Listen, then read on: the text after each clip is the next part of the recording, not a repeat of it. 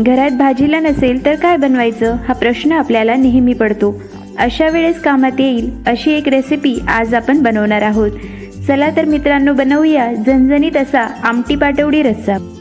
पाटवडी बनवण्यासाठी सगळ्यात पहिले आपल्याला मिक्सरच्या भांड्यात थोडीशी कोथिंबीर घ्यायची आहे. त्यासोबतच 8 ते 10 लसणाच्या पाकळ्या, 1 चमचा किसलेलं आलं आणि 3 हिरव्या मिरच्या घेऊन व्यवस्थितपणे आपल्याला हे मिश्रण दळून घ्यायचं आहे. आता हा दळलेला ठेचा आपण 5 मिनिटं साईडला ठेवूया. आता एका कढईमध्ये आपल्याला 2 चमचे तेल घ्यायचं आहे.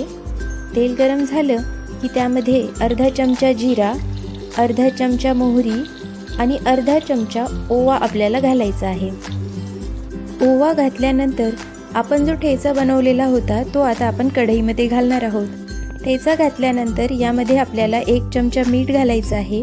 त्यासोबतच पाव चमचा हिंग आणि अर्धा चमचा हळद आपण घालणार आहोत. हळद घातल्यानंतर आपल्याला हा ठेचा मिनिटभर अगदी व्यवस्थित परतून घ्यायचा आहे.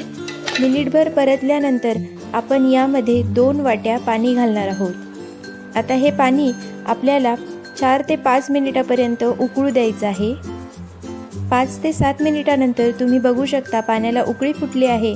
आता यामध्ये आपल्याला 2 वाट्या डाळीचं पीठ घालायचं आहे. डाळीचं पीठ घातल्यानंतर आपल्याला सतत हलवत राहायचं आहे, जेणेकरून त्यामध्ये गुठळ्या होणार नाहीत. 5 ते 7 मिनिटानंतर तुम्ही बघू शकता की मिश्रण हे साईड्सपासून वेगळं व्हायला लागलं आहे, म्हणजे कढईपासून ते वेगळं व्हायला लागतं. अशा स्टेजला आपल्याला काय करायचं आहे तर गॅस बंद करायचा आहे.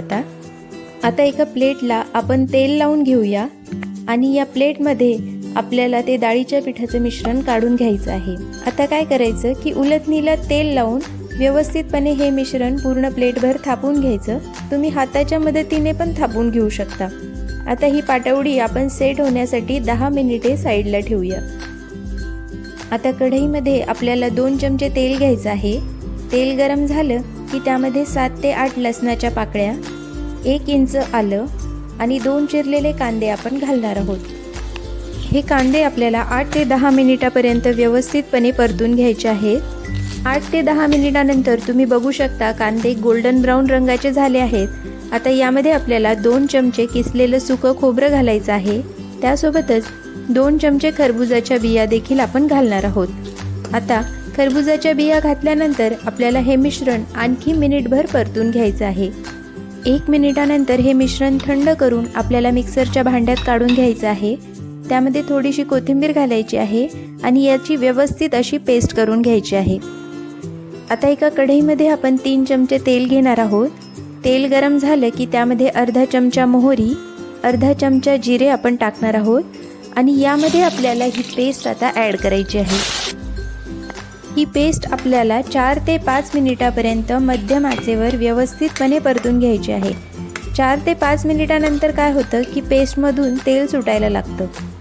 या स्टेजला आपल्याला सर्व मसाले आता ॲड करायचे आहेत. मसाल्यांमध्ये अर्धा चमचा जिरा पावडर, अर्धा चमचा धने पावडर, अर्धा चमचा हळद, 1 चमचा लाल मिरची पावडर, 1 चमचा मीठ आणि अर्धा चमचा आमचूर पावडर आपण घालणार आहोत.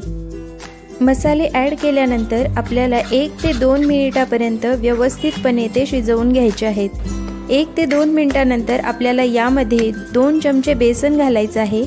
बेसन व्यवस्थितपणे मसाल्यांमध्ये एकजीव करून घ्यायचं आहे.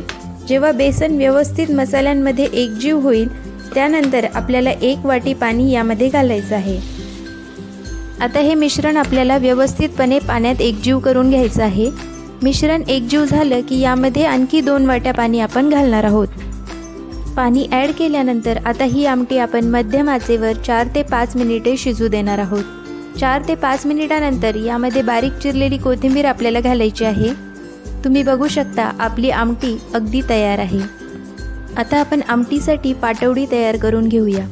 आपली पाटवडी देखील व्यवस्थितपणे सेट झालेली आहे. आता याला आपण चौकोनी आकारात कट करून घेऊया.